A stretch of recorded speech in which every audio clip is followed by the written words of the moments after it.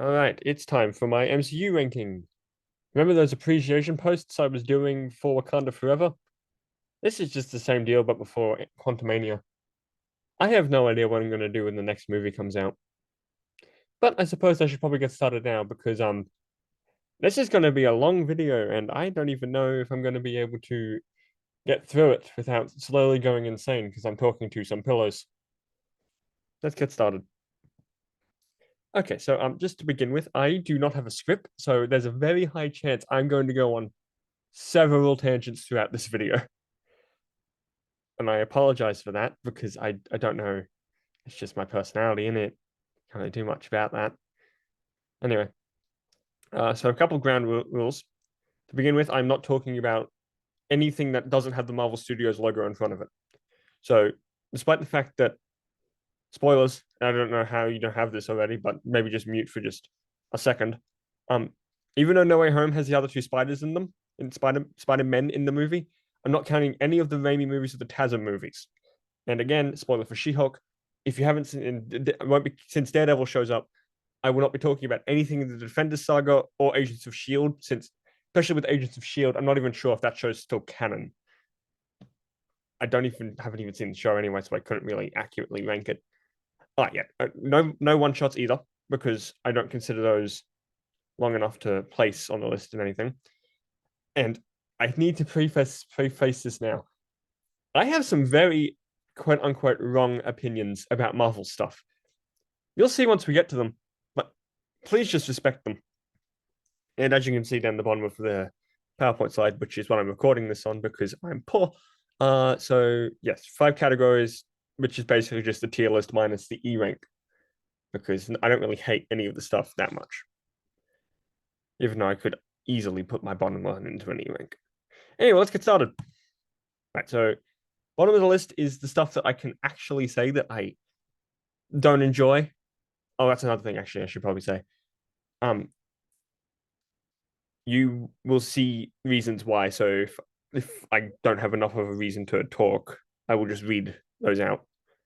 Which some of them I may have to because yeah. Anyway, speaking of controversial opinions, I did not like the Loki series. Apparently, this is blasphemy. I thought the show was actually bullshit. And I'm sorry, mum and dad, if you're hearing this. I swear now. Haha, screw you. Oh, don't, please don't ground me. I'd rather not be grounded. Oh, wait, I'm 18. Yeah, still don't kick me out of the house. Anyway, so yeah, Loki. Honestly, the main reason why I don't like the show is just because of my intense hatred for Loki as a character. To avoid going into a tangent, I will just simply say, I'm going to make another video about Loki. But just because of the fact I did not like him, the show was bound to be my least favorite. Which is to say, though, that I am actually still looking forward to season 2 for some goddamn reason. Anyway, other reasons. It seems like I'm not sure because this might be a bit wrong coming from me, but it seemed like the acting was weird at times. And I'm talking like in episode 5 in particular, which is just my favorite episode of the show. Like, it seemed like there was some takes that's really like, really, we couldn't just go again. But I don't know. I'm not a professional actor yet, so I can't really say anything. The show itself did not need to exist outside of setting up the multiverse, which makes sense considering we're in the multiverse saga. And more accurately, even if it had to exist, it did not need to be about Loki, because the only reason it's about Loki is because fangirls. And they can't just he died. He died. He had a complete arc. No, tangent. No, moving on. Here we go. This one's a little bit more less controversial, but I don't like the first Thor. I don't know. I guess the reasons that I've put on the slide itself are pretty much just sums it up. The plot's really generic. It's literally just fish out of water comedy basically the entire time. Um, Thor in this movie in particular is just really boring. He just seems like an asshole. So yeah. Um, Loki's introduction. You don't. Yeah. Again, I'm making an entire video on why I don't like Loki, and just too much time. spent in New Mexico, even though they had Asgard and Asgard looked great and they should have spent more time on Asgard. But New Mexico just is not an interesting location. Right. Coming at number 39, we have Captain Marvel. Now, I'm going to have to preface this now. Since this movie's come out, I have started to really like Captain Marvel, but I just did not like her in this movie. And again, another really generic plot, again, amnesia stuff. Like there are Disney Channel shows, episodes of Disney Channel about amnesia plots, and those always end in like, oh, they remembered. And this movie ends with, oh, she remembered. The villains suck. They've acted pretty decent though, but villains suck. Again, Carol Danvers in this movie is incredibly boring, but she picked up in Endgame, which is literally the movie after her introduction for me. I hated that they brought back the Tesseract because it was such an overused plot device. How many movies was it used? It was used in the first Avenger. I think it's referenced in Age of Ultron. I can't remember. It's in the first Avengers. It's the entire plot device in the first Avengers. Anyway, not important. The suit though is relatively accurate to the books, and you'll soon see that I love it when the suits are accurate. So getting some brownie points for that. I'm saying I'm a lot. I cannot help that. All right, that is the end of my bottom of the list. So now we're moving into the stuff that sometimes make me feel nothing. Others are like, yeah, this is good, but where's the piece of resistance? All right, number 38. What if the most forgettable one? And not enough interesting questions are posed. I am someone who hates what if stories where it's just like, what if one character was another character? So even though I love T'Challa, his episode was sort of like, oh, this is just one character is another character, and it's just not that interesting. For me, the show is not good. Like the zombies episode, I love, and I'm glad they're getting its own spin-off. But in particular, the is it 9 episodes? Yeah, the eighth and ninth episodes. That's where the show's good because they gave Ultron stuff to do, but otherwise, not enough interesting questions were posed. I've got another entire video planned around like actually good questions they could have posed, but I won't talk about that now. The animation, nice, but I feel like they were going a bit too much on the realism look, so it sort of just looked like. So sometimes it looked uncanny, other times it looked flawless. Like the zombies episode in particular, I really liked. Yes, again with like Loki, I have a hunch that since some of these actors and actresses aren't voice actors and actresses, that they felt a little bit weird in a voice recording booth. So it feels like every now and again there was a voice line that just was not working. And my biggest complaint, the pacing. Sometimes it felt like it was going too quickly, and other times it felt like it was too slow. Case in point, the final episode is great, but towards the end, it sort of feels like, okay, can we end now? And then and then in the first couple episodes, it's like, oh wow, we're already done. Anyway, next up, number 37. Oh yeah, Dark World. This one is. I bet you guys are surprisingly weirded out to see it this high. Yeah. So basically, everything people have said about this sucks. Malekith, for one thing, easily like top 5, bottom 5 worst villains in the MCU. But I will give the movie this. Loki, actually an interesting character to watch this time. Yeah, I thought he was actually pretty funny in this. Nice setup of the Infinity Stones, even though it was really just reality since Avengers actually even referenced the stones. I think this was the first actual reference of it. Yeah, because it's just a Tesseract and the Scepter, so it's not. Okay, anyway, yeah, the settings were more varied. Like we got to spend more time on Asgard, which was beautiful. But and then like they go to that other planet. I don't know. And then Earth, even on Earth, it was more interesting because London's just I think more interesting of a location, better than New Mexico at least. And I can say that alone makes it more interesting than the first movie, so that's why it's above it. Still not a great movie though. Yeah. Here we go. I am Groot. Ah, this one I was even contemplating not even putting on here. And okay, yeah. So the animation, of course, good. Like it's great animation. Like this is what I thought What If would look like, but obviously budgets and stuff. It's a really cute set of shorts. My mum loves it, and you'll soon see that I am not the biggest fan of a certain team that Groot's a part of. Uh, it's in the D. It's not D10. It's in this tier because there's not much substance. There's not much substance, but it is still like a fun little set of shorts. And yeah, however, the main reason is here, besides the no substance thing, is I'm just sick of Baby Groot being oversaturated in everything. He was in one movie. He was in one movie. Why is all of the Groot merch Baby Groot? I just don't get it. Anyway, moving on. Yes, the first of the two. Yeah, here we go. Controversial opinion time. I did not really care for Guardians of the Galaxy Volume 2. You can read the placements on screen, so I'm just going to read them out because it's I actually had trouble writing stuff for this. So it sort of makes me feel nothing. Now a lot of people love it and like they think it's really emotional. I don't know because I just don't feel anything. I think there were too many villains besides the Adam Warlock setup stuff, which Volume 3 I would just say now looks great and I'm looking forward to that. But the villain really should have just been Ego, like Taserface and what's her name, Aisha. They did not need to be in the movie.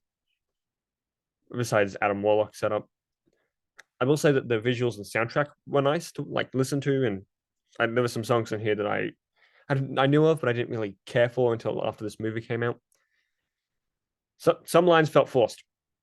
They were acted well, but they felt like they were just like the generic. Yeah, they were just very generic lines. And I feel like sometimes, like if you watch it, you can kind of pick out what lines I'm talking about. If not, I'm not going into it now. And the comedy just wasn't my thing, which is weird because usually I love the Marvel comedy, even though it's nowhere near as stupid as the memes say. Oh yeah, here we go. Number 34, Captain America. I'll just start off by saying that World War II is not my thing, so it was already not gonna be woo in my eyes. Red Skull, I feel like should have come back at some point, like in the future, but that doesn't really. Well, he does come back in the future, but he's not really a threat anymore. It feels like two separate movies, and what I mean by that is the first half, I think, is pretty slow until he gets the serum, and then when he gets the serum, I thought the movie was halfway through when it's only like end of the first act or something, but I just did not like it. Steve Rogers as a character, and at least in this, it does not appeal to me. I think a lot of people call him like the Boy Scout, which it's funny because I was a scout, but I just did not like him. Whether the scene where he wakes up in New York though, that is a great scene. Kind of wish the movie had more of that. Anyway, number 33, Eternals, the movie that is way too underrated for its own good, which is to say it has some flaws, but it doesn't matter to me. It's underrated. One of the flaws being that it jumps around time too much. Like I feel like all of the past scenes could have been set, in the past, and then you could have had the actual story be like the little out of maybe like have a scene, like a couple. First act is getting to know everyone. Second act is the past and what happened, and then the third act is the third act. Uh, also the length. It did not need to be that long. Like I think that was probably because of the time jumping. Like it did not need to be that long. Probably doesn't help that it had so many characters in it as well, many of which were wasted. Like you cannot tell me that anybody has an attachment to Ajax from this movie. She's supposed to be the leader, and we know basically nothing about her besides, oh, she's the healer. Anyway, but my positives, probably the best CGI in Phase 4, especially on Arishem. Arishem looked awesome, and I really hope we see him again. But another thing, Cersei, Fastos, and Makari are awesome. It helps very much that I like Gemma Chan. Shut up, I'm not a simp yet. Uh, but Fastos and Makari, they were awesome. I hope that we see those guys again, especially. Anyway, number 32. Ah, yes, the other controversial one.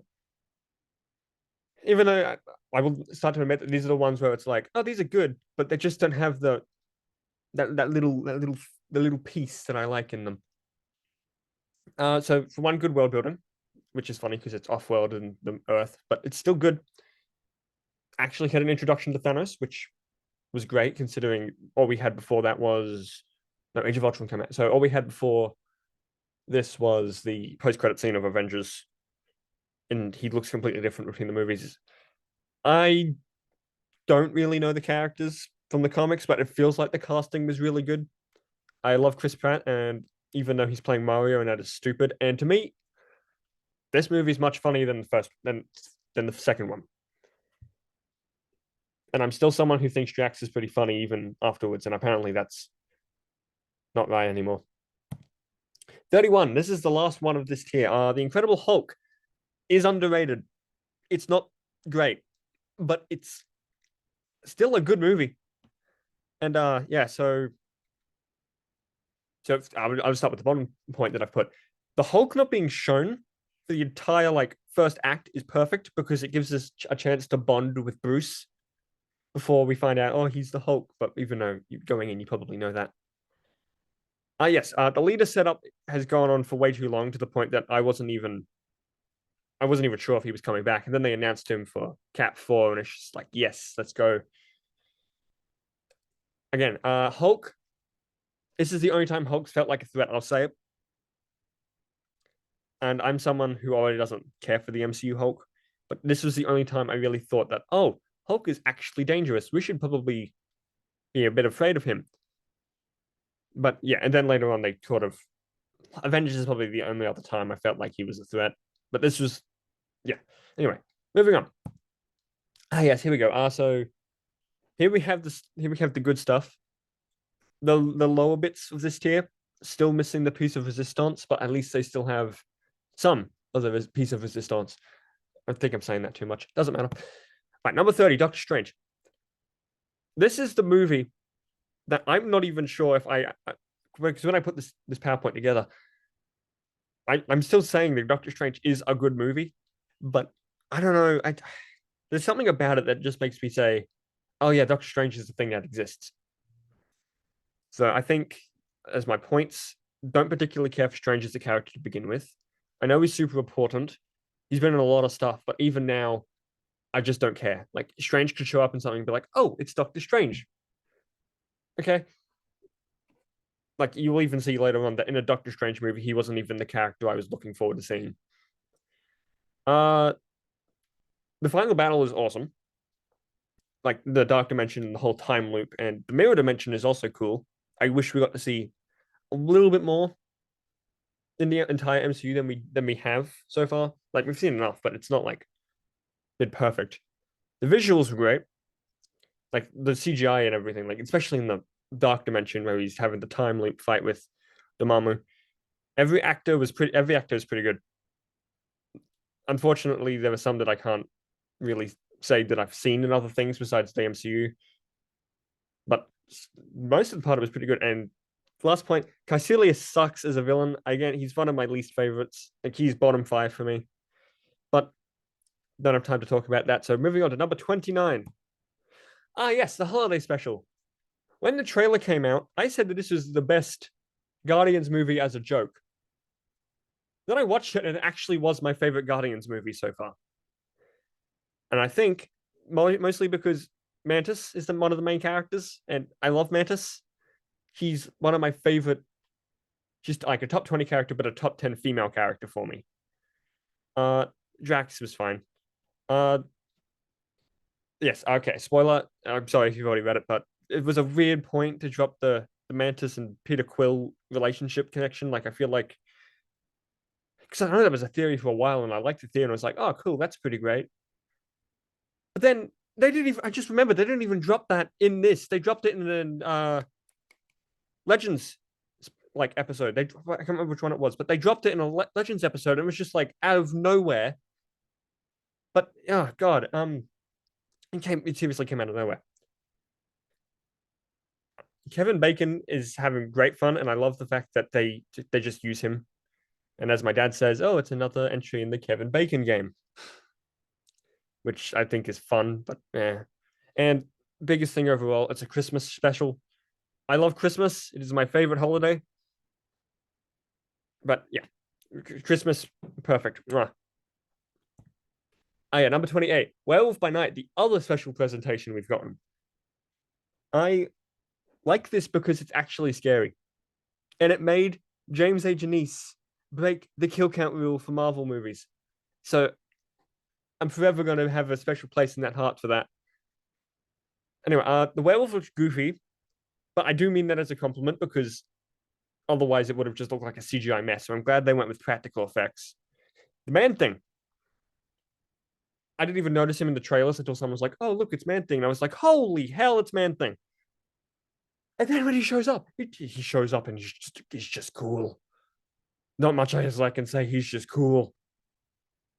Anyway, this is the only thing from the Marvel series that's MA15. At least that's like our Australian. I don't know what the American or anything else equivalent is, but it's MA15. It's like our step above PG-13. That makes sense. It's and in saying that, it's the glorious thing. Like there was so much blood that if it was actually like in color, it would have been age restricted. It's not YouTube. It would have been it would have been like R or something. So I think that's why they made it black and white. Villains weren't great, but I feel like that wasn't the point. The point was just to have a fun horror experience. So I guess in that vein, they did do what they were meant to, right? That makes sense, right? Yeah. At number 27, I don't remember what it is. Oh, Black Widow. Biggest complaint right off the bat. Why did this not come out in 2016? Like it makes more sense to be. I mean, like the characters would not make sense. Why would they have shown up later on? So yeah, I guess, but it should have come out before Infinity War, at the very least, before Infinity War. So at least some stuff made sense. A decent way to send off Nat, I would have preferred that. Again, it came out before. The new characters were fun. Well, the new characters were fun. In particular, Yelena. Goddamn, she is so cool. She's my sister's favorite character ever in the Marvel movies. And I guess Red Guardian's fine. And Taskmaster, I don't care what people say. I loved Taskmaster in this. I'm glad. I don't know if it's a spoiler to say the gender.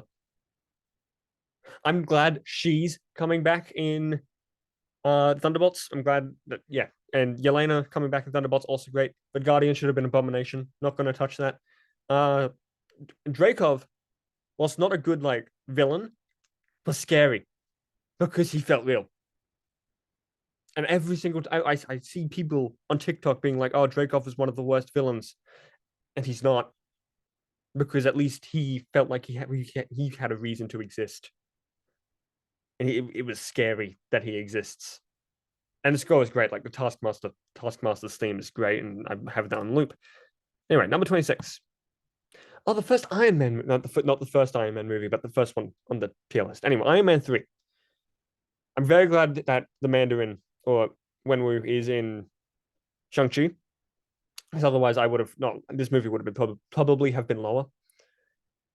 Not saying that the Iron Legion is awesome, and my only complaint is why was the Mark V? Why was the Mark V not in the Iron Legion segment? Where's my beloved transforming suitcase? Doesn't matter. Killian as a villain was not great, and the fact that they did the whole "oh, I am the Mandarin" twist did not work. But I still wish he had stuck around more. The first tease at Rescue, who was a character who I was like, oh, I wonder if Rescue will be in this. And then she shows up at Endgame, and it's sick. And yeah, obviously the most sympathetic Stark has ever been because it's tackling PTSD, and you know, if he was an he was alcoholic in the comics. So I'm glad that they sort of did something with that in this. Number 25. Oh, Thor, Love and Thunder. This is I don't know if this is controversial to have it up this high or not. Doesn't matter, it's here and it's here to stay. I liked it. I liked it fine. It was not a great movie, but I liked it fine. I think it's not like overall too much comedy, but I still thought it was funny at times. Like, what's a good example of where I found it funny? The silence is not a good sign.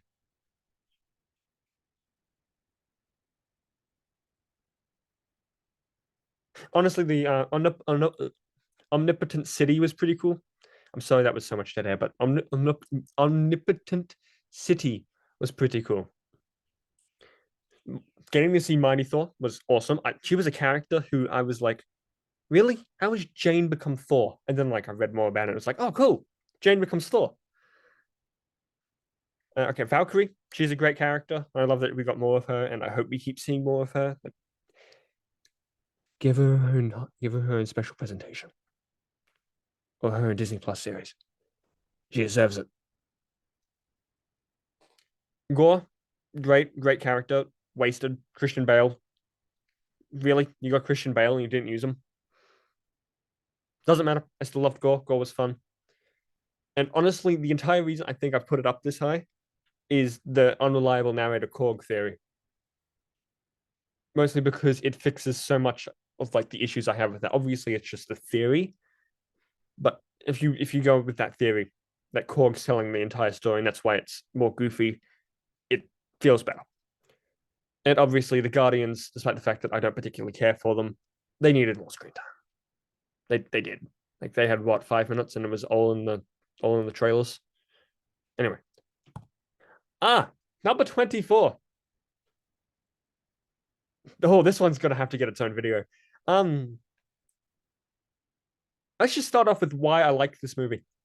Scarlet Witch as a villain is awesome, and I'm really glad that they did her as a villain. But again, I'm okay. I need to talk more about the positives. It was pretty good horror at some points. There were other points where I was like, okay, cheap jump scare, whatever. Let's move it on. I still don't care about Strange, and I mentioned that earlier, but I still don't care. They could kill off Strange in something like Kang Dynasty, and I'd be like, oh no, Strange. He was he was a character, not important. Anyway, the Illuminati was great. I'm not going to go into detail how much excitement I felt first watching it to see a certain actor play a certain member of a certain team, and that certain actor is not Patrick Stewart, because I was expecting that they'd do that. The callback to the '97 X-Men cartoon with his chair was pretty cool though. But yes, most of the Illuminati stuff was saved by that certain actor playing that certain character on a certain team. Anyway, yeah, it's called now for my complaints. The tone shift between WandaVision and Multiverse of Madness of Wanda did not make sense. There was too much. There was tonal whiplash. At the end of WandaVision, she's reading through the Darkhold to be like, oh, she's gonna, oh, that's not good. That's probably not a good sign. And then in the next, and then Multiverse of Madness, she's just straight up evil. I would have liked to have seen, maybe not make her not start off evil, but maybe have her train America for a bit, realize it's not gonna work, and then she tries to take America's powers. I just spoiled a whole chunk of that movie. I'm sorry. Um, Also, it's called the Multiverse of Madness. Not merely a multiverse movie. They got three other universes. Wait, is that even right? Three other universes? Because they go to the Earth 19999. It is not 616. I don't take. It is not Earth 616. That is the comics Earth. I'm going on a tangent. I'm sorry. They go to 838. And then they go to the one with Sinister Strange. Yep, they only go to three universes. One of them is the main universe. The movie's only really here because Wanda is a great villain, besides Eternal Whiplash, and a certain actor playing a certain character on a certain team. Anyway, moving on. Number 23. Back on the Winter Soldier? No. Just the Winter Soldier. There we go. That's that. Yeah. I liked the spy aspect, and I really hope Secret Invasion keeps that going. This was the movie that made me actually start liking Steve Rogers as Cap. And I'm glad that they kept that going for the rest of the movies. Nice to see that Nick Fury got something to do. And again, Secret Invasion, more Nick Fury. Sick. I'm sorry I don't have much to say about this. This movie's been spoken about a lot, and everything that they say is pretty right. I will also say that I don't particularly care about Bucky as a character. I'm sorry, I just don't. Yeah, he's sort of like, yeah, everything he's been in, I don't really care.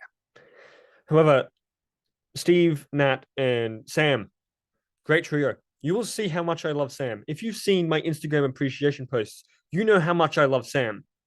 My boy. Anyway, number 22. I am and the Wasp. Pretty good that I am doing this for Quantumania. Ant-Man and the Wasp. I think this movie is hilarious. I have to get this out of the way now. Why? Why did they get rid of Ghost on Thunderbolts? She was one of the only interesting characters. What's that? Oh, wait, she's still in it. Oh, that's awesome. Never mind. Ghost is a really fun villain. This movie's great. Wasp, after the tease in Ant-Man, finally getting some action. Great. Cassie and Scott, great relationship. And I love that they're still doing it in Quantumania. Yes. Okay. So I need to calm down a bit. I like the plot. It's like the big thing that I know a lot of people don't like about it, and the fact that it's just a comedy movie after Infinity War. But that's what I like about it. It is a nice breather. Not everything needs to be the world is in danger all the time. But then again, it has my favorite mid-credit scene because it shows that, oh, these guys aren't even safe from the snap, which makes sense. The entire universe wasn't. But this movie, this movie is just great. Moving on. 21, Miss Marvel. Now. I believe that sums it up. Oh, wait, no, I probably should still talk about it. Kamala Khan is a character who I knew of before this, and she was a character that once I learned was getting a show, I was pumped. Just to... And then Aman Vellani. This was her first time acting. She's great. Aman Vellani is great. And yes, you can call this part simping. I don't care. She's great. The suit's accurate. And if one of my closest friends knows how much I was going on and on and on about how much I wanted the suit to just show up because it's so accurate. The Pakistani culture stuff, whilst I thought it was great, when I actually went to Karachi, I think the story's pace was slowing down. And it was sort of more like this is Pakistan, isn't it great? And it is great. Pakistan is a great country, but it sort of just felt more like a promotional thing. Some movies do that, but yeah, this one just I didn't like it. Plus, the story was just slow, and the time travel stuff. Eh. Her family was great. Like that had a great family aspect, very realistic. However, this series would definitely be higher if the villains weren't goddamn the worst in the MCU. I hate the villains in this so much. I hate them. They're not even. I just realized that I don't think any of them were on the poster. That's how much they didn't have hope in the villain because none of them are on the poster. Well, there's sort of one, but none of them are really on the poster. And honest to God, I don't care about the villains at all. They are really what drags this down for me. I think the Karachi stuff is not. I don't like it as well because of the villains. Anyway, number 20. It's the first Avengers movie because it's here because it's the Avengers. And I don't care. People can get up me for not being high. At least it's in the top 20, guys. Give me a break. Okay, and it's the Avengers. Everyone's spoken about the Avengers to death. I don't really need to talk about stuff. The teamwork stuff, perfect. The culmination of it just being like, this is the final chapter of Phase 1. It did way better than this than Phase 2 did at setting up Age of Ultron. I will not be talking about Phase 2 today, but oh boy, I have some opinions about Phase 2. This was Loki was a great first event, and I liked that it basically gave Thor a reason to be there because otherwise he did not need to be in this movie. Like really, Loki was really the only reason why Thor was in it. I wish Clint got more to do, and I get that he was brainwashed through half the movie, but I liked Clint. I love Clint. You will see later that I love Clint. Yes, I thought about putting this as an Incredible Hulk, but I wanted to give that movie more positive since I like that movie and everyone thinks that it's bad apparently. But the Edward Norton to Mark Ruffalo switch, it felt like two separate characters. They feel like two completely different people, and I think the Hulk's design in both does not sell that anymore. Like you could watch Incredible Hulk and basically get nothing from that. Really, all you need to do now is watch it to understand She-Hulk, because Abomination is in that, and eventually to understand Cap 4. Anyway, number 19, Iron Man. Again, I'm going to get some flack for not having this higher, but Iron Man is a good movie, don't get me wrong, but I like the other movies more and series and shows. The first two Iron Man suits are great, like the Mark 1, Mark 2, and Mark 3, all perfect. Like they all serve their purpose well and like a great like suits to show how he learns from his mistakes. Robert Downey Jr. was the perfect casting for Tony Stark. It was a great origin story, and I like the fact that Iron Man was like a character nobody cared about before the movie came out. And then the movie comes out, and all of a sudden, everyone's like, "Oh, he's the best character," and now the MCU's dead because he died. Nope, nope, that's gonna be a different video. And Ironmonger is an okay villain. Like, obviously, he's in the best, but Obadiah Stane, I get like he's an evil businessman, and he's just an evil Iron Man, but it doesn't matter to me. Like, I don't really mind. All right, now we've done with the stuff that is good, and some of the stuff that now we're going to get to the stuff that I'm going to get like the next thing I'm getting flack for already just for its mere existence being at number 18. So I like them all, but they have at least one problem that I have that keeps them from the top spot or the top 9 spots. Because yeah, you'll see. All right, brace yourselves. I'm gonna get in so much trouble for this by fans of the MCU who I'm going to admit are just kind of salty.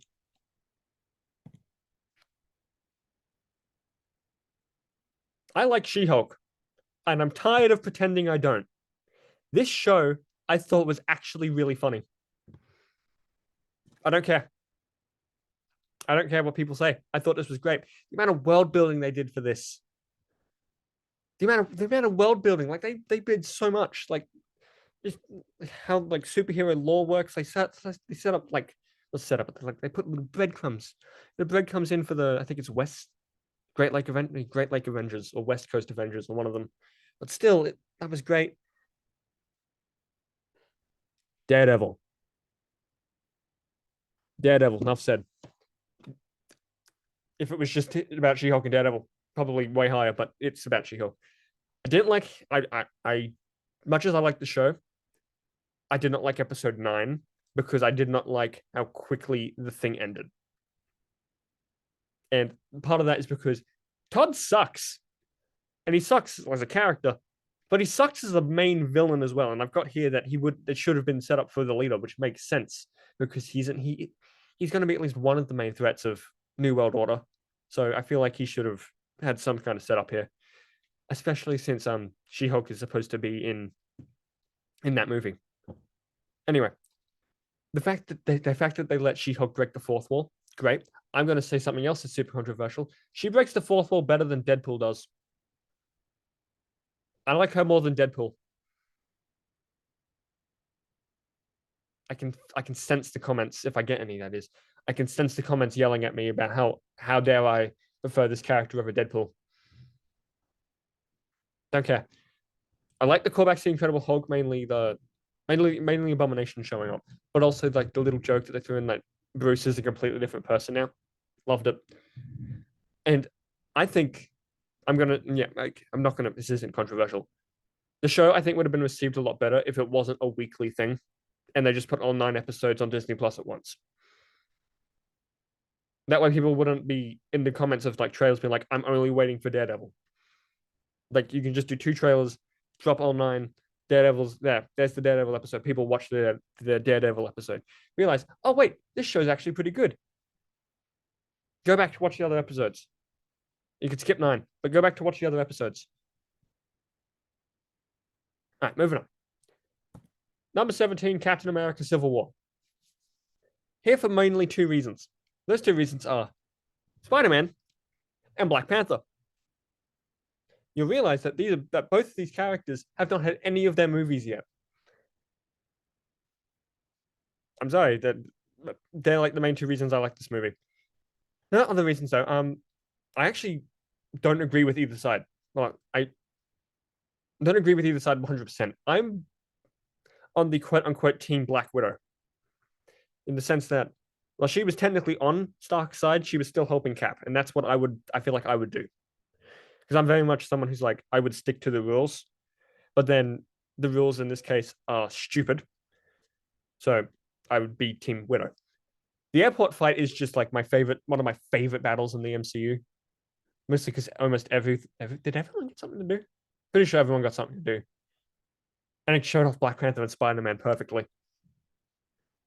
Uh, really, I think it should have been called Avengers Civil War because it's not really a Cap movie, but even then, for a Cap movie, it's a pretty good Cap movie, but it would have been better served as Avengers.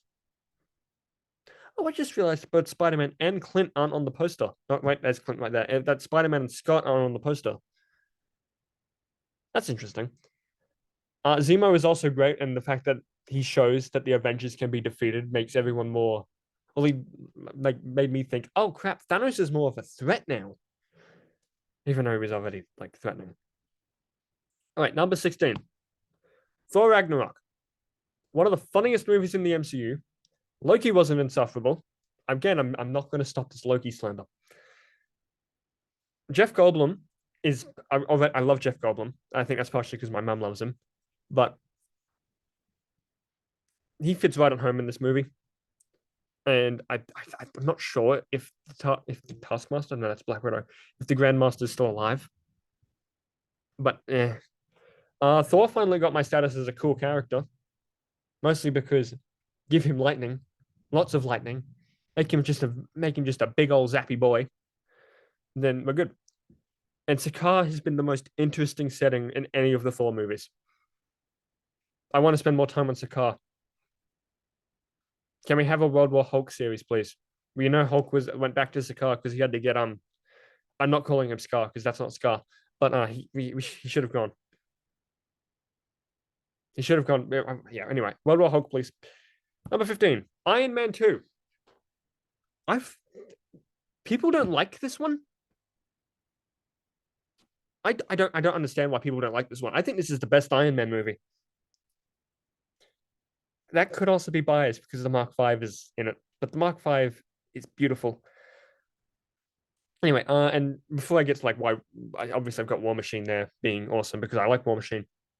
Uh, Terrence Howard and Don Cheadle actually that casting switch actually felt like they were the same character, which I enjoyed. Whiplash had some cool scenes. He's not a great villain. Neither was Hammer, but they're both okay. Like I wouldn't mind seeing either of them again. Obviously, Whiplash is dead, so I'm probably not going to see him again. Black Widow was a badass, and I'm glad she was introduced in this and not Avengers because otherwise you wouldn't. Yeah, but she's a badass. Don't know why I didn't just write that down in the Black Widow section, but I don't care because she's a badass. And War Machine had just a great first appearance. Anyway, number 14, Avengers: Age of Ultron. Well, again, I said earlier that Phase 2 did not. Yeah, see, I've even put on that doesn't connect to anything in Phase 2. What do you need to watch to understand this? I think at most you need to watch Winter Soldier. Everything else is sort of like, eh. You can watch it, but you don't really need to watch it to understand it. Okay, let's get to the actual points. Introduction to Scarlet Witch, who is one of my favorite Marvel characters. Clint got that character development. My boy, he got that character development. It's funny because he's not even my favorite character in the MCU, but I don't care because he got that character development. The Hulkbuster fight is awesome, and again, the Hulkbuster is I think after the Mark V, the Hulkbuster is probably my favorite suit. Ultron was really fun, and he had an awesome voice. But I'm glad What If redeemed him. Apparently, he's coming back in Armor Wars. I don't know how that makes sense, but I don't care. Seeing Ultron again would be cool as long as he's still played by James Spader. And tying back to how nothing in phase two connected to it. It feels like this movie had to do that legwork and just make connect to other things because phase two did not do enough to connect to other things. Really, I don't really think anything in this movie connected to anything else in phase again besides Winter Soldier. Anyway, number 13, Avengers Endgame. Everyone in that final battle got something to do, which I'm glad about. Time travel is one of my favorite things in fiction. I put the final fight, but I've realized now it's actually just the final act. The final act is all battle, and it is immaculate. It's awesome. I'm glad that this wasn't the last project in the MCU. I'm sure a lot of people wish it was because goddamn, apparently Phase 4 is the scum of the earth. But doesn't matter because if this was the last project, would have been happy. But I'm glad it's not. I don't like what they did with Thor, and a lot of people don't like what they did with Thor. Basically relegating him to just really a fat joke. And sure, they gave him like character with like the whole he has PTSD, but really that's sort of just whiplash with the fat jokes, especially the one that Rhodey says where he has cheese whiz. That's not cool. Don't say that to your friend who has PTSD and depression. Anyway, but in the third act, he's awesome. And I would have liked to have seen a little more Hulk before the Professor Hulk tease. I think, yeah, I just wish. And actually, there's something I put on here that I just thought of. I love that the movie opens with Clint's family disappearing because he's the only character we don't know what happened to between the events of Infinity War and Endgame. He's the only character we didn't see anything happen to him. So I'm glad Endgame did that at the start instead of after him showing up, which I think they would have done maybe at some point. And number 12, The Falcon and the Winter Soldier.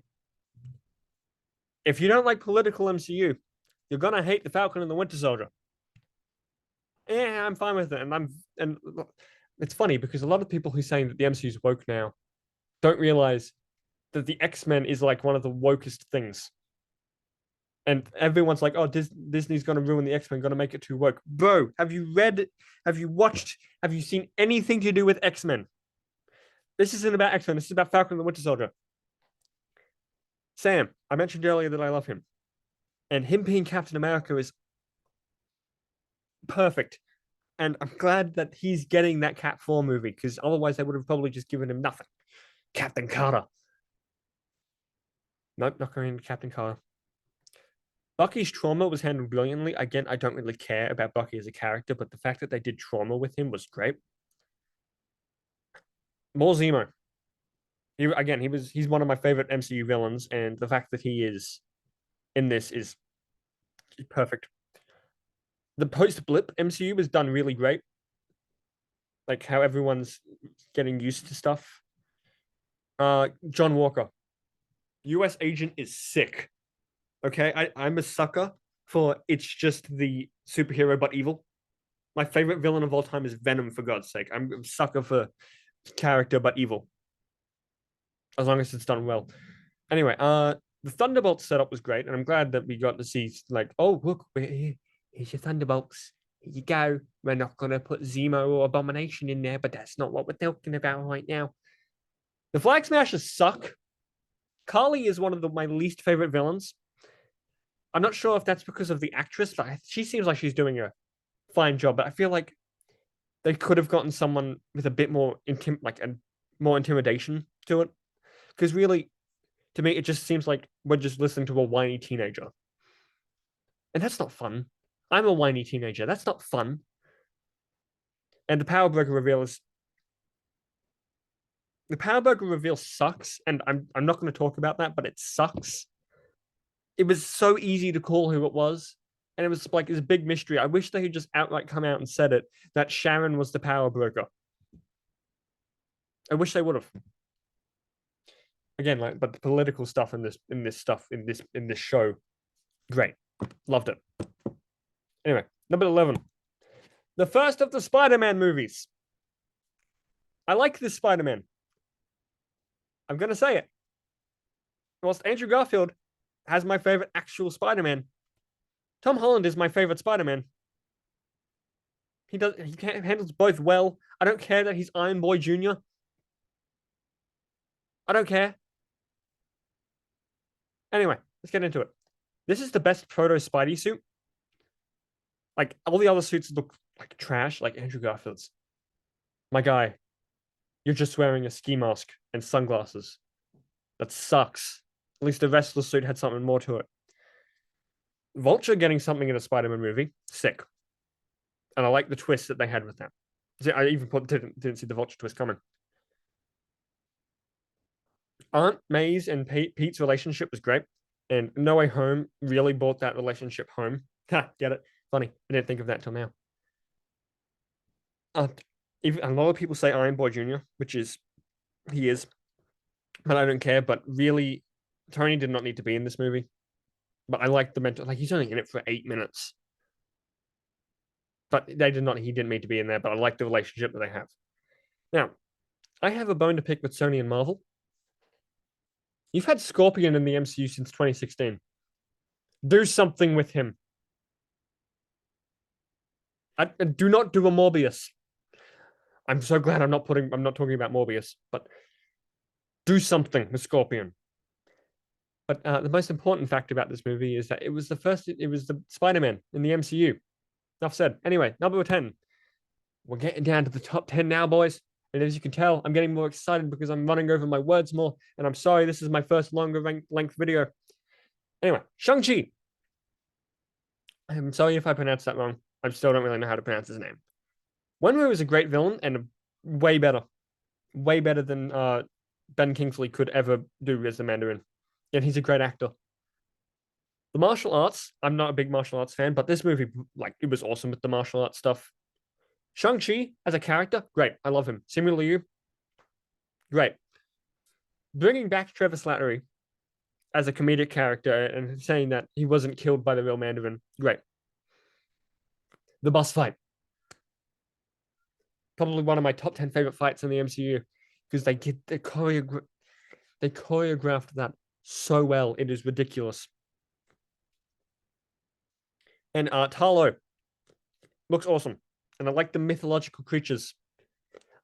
Even when I was watching it, I thought like, oh, cool. I know that theme because Pokemon. Ninetales. That's sick. Anyway, number 9. Oh, that's right. We're not moving to number 9 yet because now we're moving into the stuff that I call the peak MCU. And if you can't tell, I'm actually getting excited now. I'm going to try and pace myself a bit. So just give me a minute. Oh, for God's sake. All right. Okay. Do I get it out of the way now, or do I wait till the end? I'm gonna wait till the end because that way it's building up more anticipation of what I'm talking about. First of all, a Hawkeye series. It's about damn time that happened. Clint's been in it since when did Thor come out?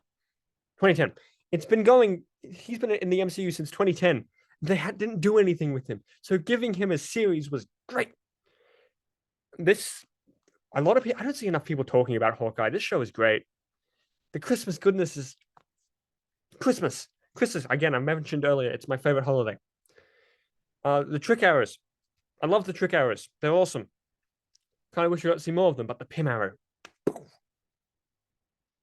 Sick. I'm very glad that they chose the Matt Fraction suit instead of the one with the mask, and I like that they even said that they called attention to that suit being a bit ridiculous looking. But the Matt Fraction suits look great. Like they both look like they crawled out of the comics. This is one of the few times that MCU Phase 4 has actually shared stuff with MCU Phase 4, aside from WandaVision, No Way Home, Multiverse of Madness. But anyway, but this one is obviously Black Widow and Hawkeye. They tied together. I'm guessing Thunderbolts will tie together too. They actually put Lucky in the show, and I'm glad they did because Lucky is adorable. Right, I'm not going to do it yet, but Clint and Kate, their relationship was perfect, and honestly, Haley Steinfeld is who I picture when I saw Kate Bishop. I was like, she'd be awesome if she was played by Haley. That is not the only reason I wanted her to play Haley, though. We'll get to that. Play Haley, play Kate, though. We'll get to that. We'll get to that, guys. I know some of if I haven't got any friends watching this, they know exactly what I'm building up to. This was a better send off to Nat than the Black Widow movie was. There's no beating around the bush. It was, which is funny because she's not even in it. Yelena's in it, and Yelena's great. I'm on the books for saying that I thought Echo in this was not interesting, like wasn't interesting, but for that exact purpose, I am fascinated to see what they do with the Echo series. I have no idea what they're going to do with it, and that's what makes it fascinating. And also, lastly, Kingpin. I wish I had. I can't remember if I watched the last episode of this before watching No Way Home, but seeing Kingpin and then Matt Murdock in No Way Home. Woo. All right, now for my big announcement. My wife is in this. It is the only celebrity crush who I actively, openly simp for. I really hope she doesn't find this video. That's very unlikely anyway. But she is perfect as Kate. Anyway, number 8. Right, now I can calm down a bit because Spider-Man Far From Home. Again, same with Iron Man 2. People don't like this movie. I I have no idea why. I think this is one of the best Spider-Man movies. I put this above anything in the Raimi verse. I can sense comments. It's fine. Uh, Spidey was using Stark Tech again, which even I'm someone who's like, he doesn't need the Stark Tech. But then at the very least, I can say that he made it himself. He made the suit himself. Like at least Stark didn't make it for him. Mysterio got a live action appearance. Never thought that would happen. And even in the trailer, I was like, holy crap, they're doing Mysterio. How the hell are they going to do Mysterio? The Night Monkey running joke. Sick. They brought it back in the extended cut of No Way Home. Best joke in the extended cut of No Way Home.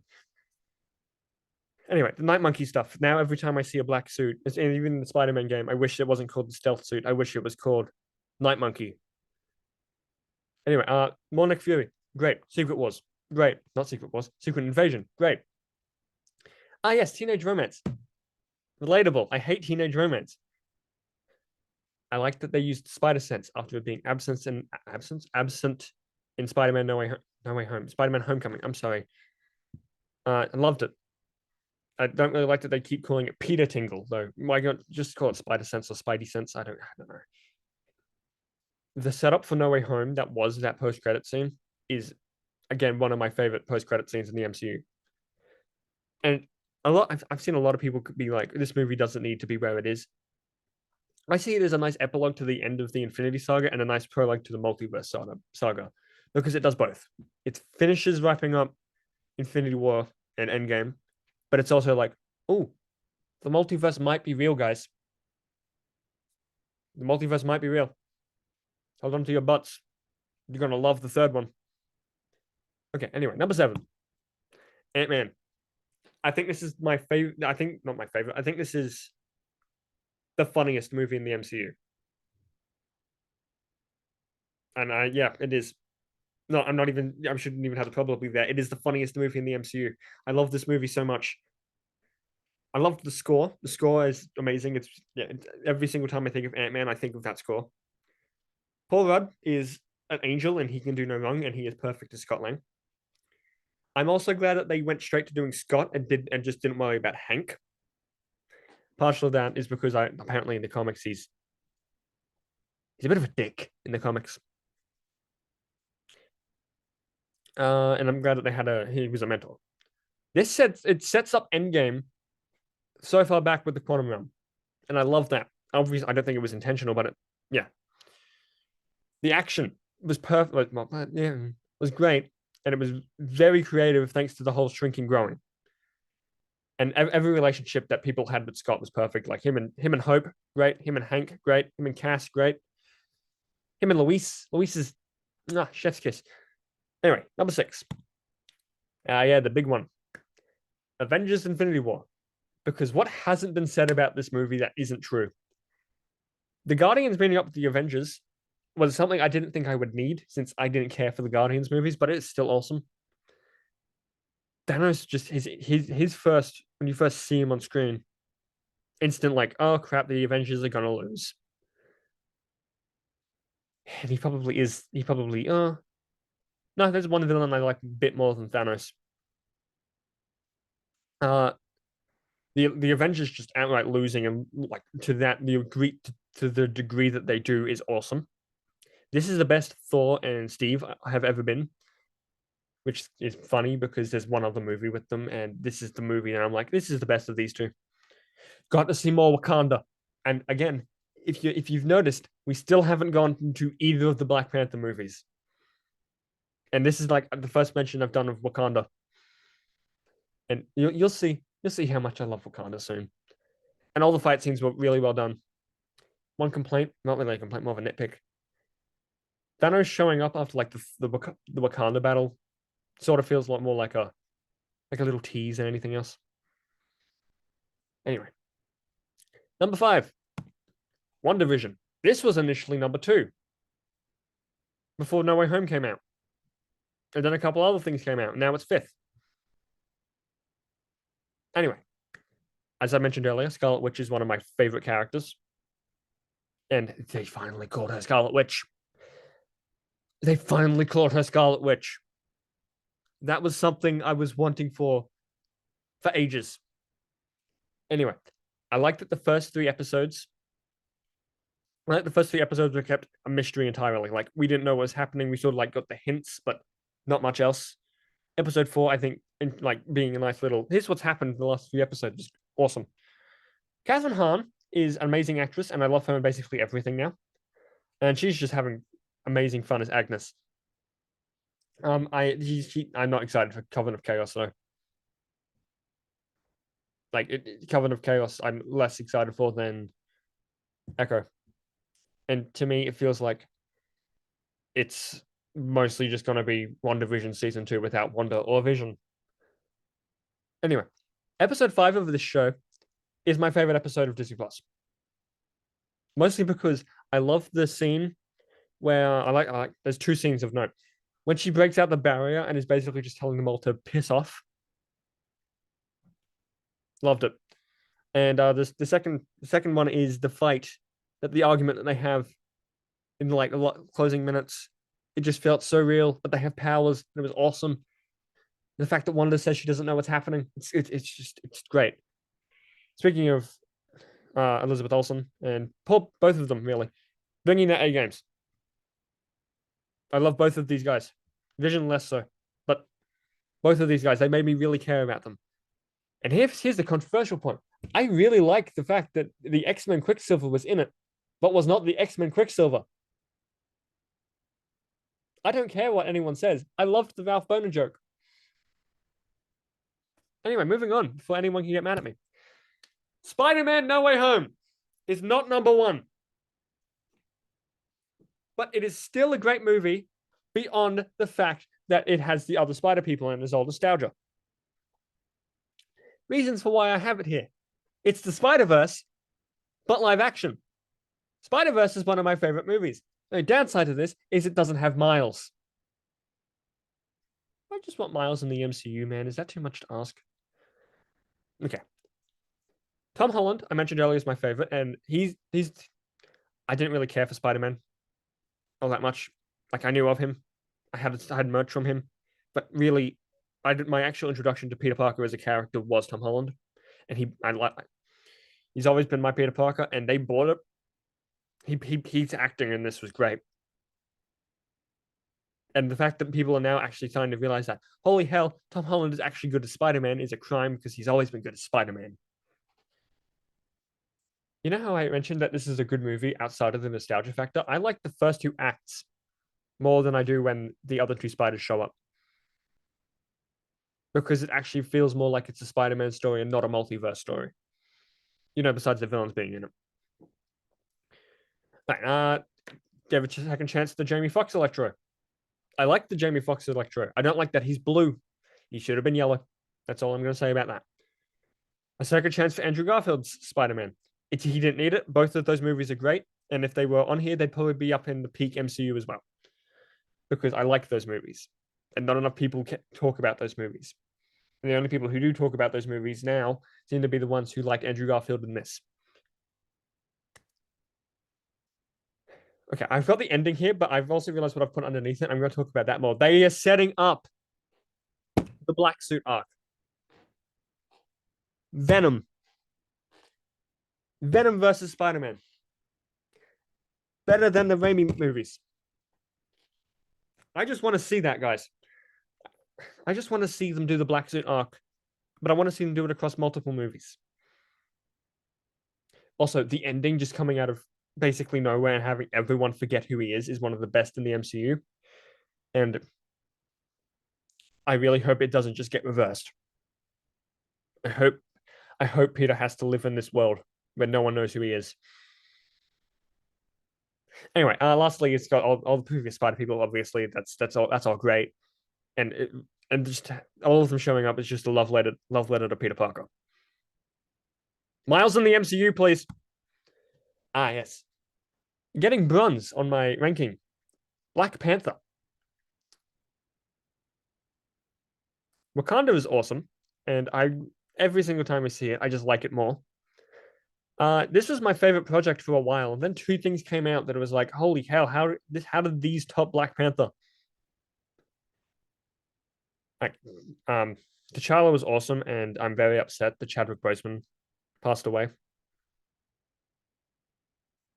because T'Challa was actually really cool, and I feel like no one talks about that. It's more like Black Panther was cool, but I really like T'Challa, and I think he was a great character. Anyway, moving on. Let's move away from the sad stuff. Killmonger is probably my favorite villain in the MCU. Mostly because he's a character that sort of won. And it was a sort of one in the sense that he didn't tear apart the Avengers or kill the entire universe. It was just that he changed the mind of the hero, which I love. Plus, he was also threatening. Black Panther is a great character. His suits, they're so cool. I wish they stuck with the Civil War suit, though. And the abilities, also cool. It has great set pieces. That's another one. There's one for you. The Korea fight in particular. It's one of my favorites. Anyway, number two. This one's the most recent one. Black Panther: Wakanda Forever is my favorite movie. That's a hint for what number one is. Not my favorite movie. It's my favorite Marvel movie. Favorite MCU movie because Spider-Verse. Wakanda is still awesome even after seeing it twice. And again, I still want to go to Wakanda. Talo Khan was also awesome. I'm just going to list this off. I've already said it's my favorite Marvel movie at the moment. However, I've said that it's my favorite, but it's actually probably tied with what number one is. Shuri was someone who I was expecting would be Black Panther going into it. But then when she actually does become Black Panther, I loved it. I love Black Panther. I love these movies so much. Can't describe how much. I can't describe it. Namor as a villain, also very, very cool. Not as cool as Killmonger, I might add, but again, he sort of won. Like, because, yeah, he sort of won. Nakia, Okoye, Mbaku, all great secondary characters. I love all of them. I want to see more of them. Give them Disney Plus shows, or at least special presentations. Do one on just Wakanda. People are too hard on Ironheart in this movie. I loved Ironheart in this movie. I love Ironheart. I want to see Ironheart again, which is why I'm glad she's getting a Disney Plus show. Yes, Angela Bassett got an Oscar for this. Goddamn, was that Oscar? Was it Oscar? It was something, but she won an award for this. Goddamn it, it was deserved. She was on a whole other level with her acting in this. It's funny that the only other thing I know her from besides Marvel is she plays a Transformer in Bumblebee. And I love that character too. Anyway, the score, as good as the first one. There's like three songs of note. It's like the Wakanda Forever, there's Sirens, and there's We Know What You Whisper. We Know What You Whisper is my official probably my favorite score piece because I love the the Dormelage chants. The two tributes to Chadwick Boseman were beautiful. I loved both of them. I cried. This was the first movie I ever cried in.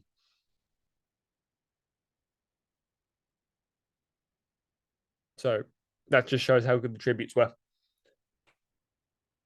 Then they did it sort of again at the end, but it was sort of like a case of, oh, okay.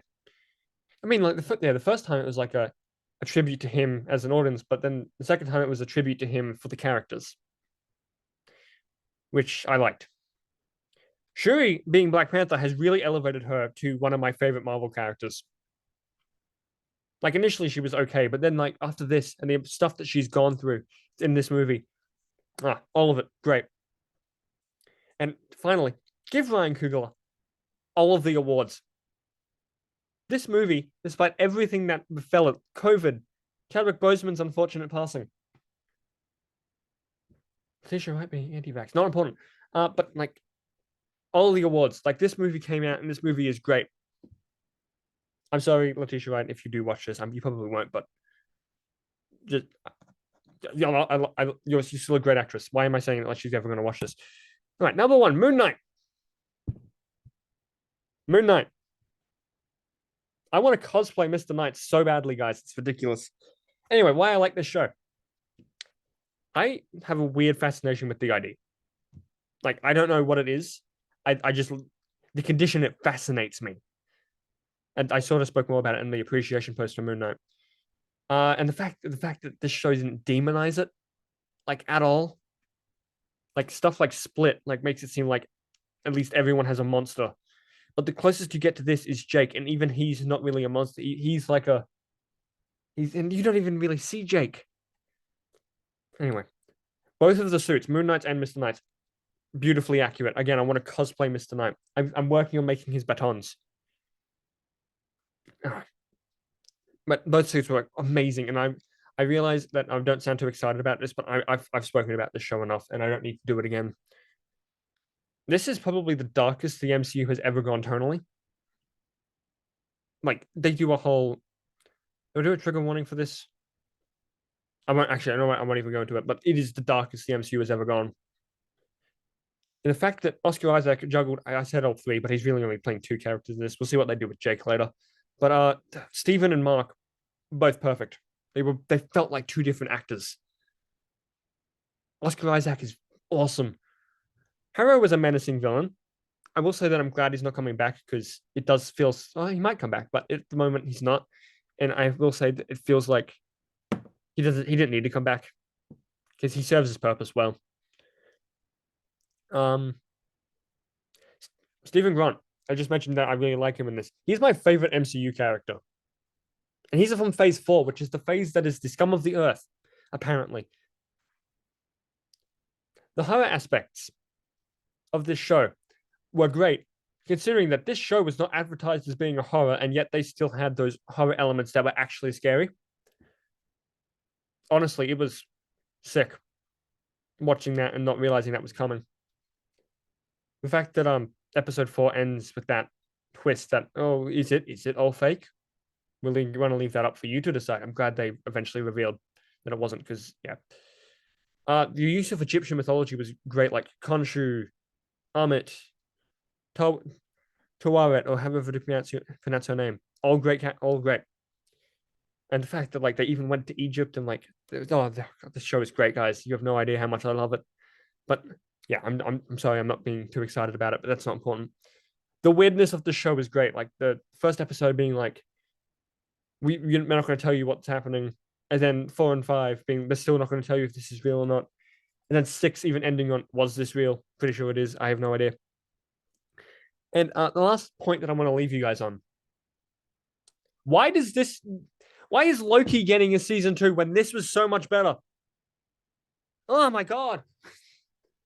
Loki's okay. I'm not going to talk about Loki anyway. I guess this is the end. Thanks for watching, guys. If you make it all the way, please be nice to me for having She-Hulk at number 18 and the Guardians movie Solo. Yeah, I guess I'll see you in the next video. And also, I guess you can also leave your rankings. Don't feel free, maybe just do top 10 because you don't want to make it the entire thing. Anyway, see you guys later. Bye.